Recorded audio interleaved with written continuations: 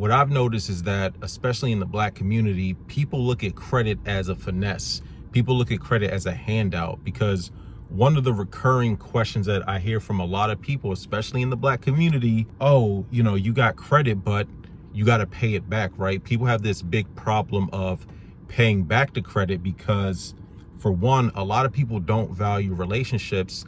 And number two, when it comes to business financing, right, you have a lot of people who have an LLC, but they don't have a business. And so they're going to struggle with managing credit because they don't have a way to deploy the credit to make money.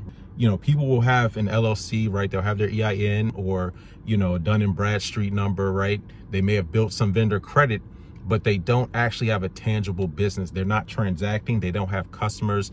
They don't have products, or they don't even have a proof of concept, and they're trying to utilize credit. And that's how a lot of people wind up fumbling the bag, because you haven't yet established a proof of concept or even a way to turn over the credit, put credit into something, put credit behind something that's going to bring something back, right? Generate some income for you.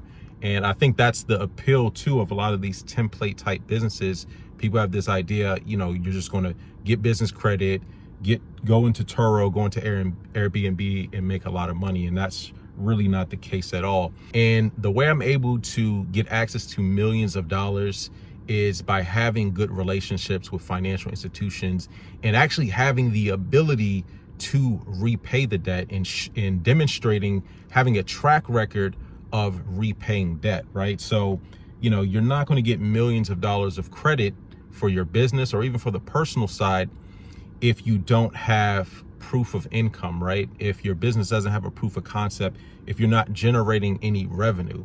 So I see a lot of times when, people have this mindset of credit as a finesse, as a handout, as free money, because a lot of these people don't actually have any plan on leveraging the credit to be able to generate some revenue, right?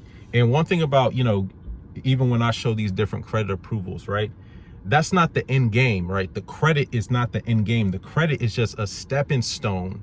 And so what I'm able to do, I'm able to leverage credit to get more access to. As I've expanded my access to credit, I've been able to generate more money, and therefore have been able to live a higher quality and a higher standard of life, right?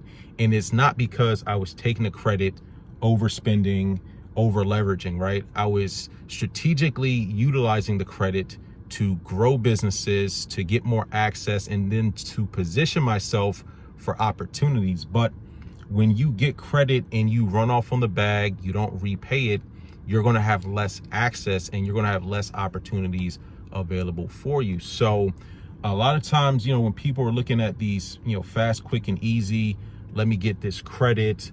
I don't want to undergo a credit check. I don't want to give my first name. I don't want to have to provide any documentation.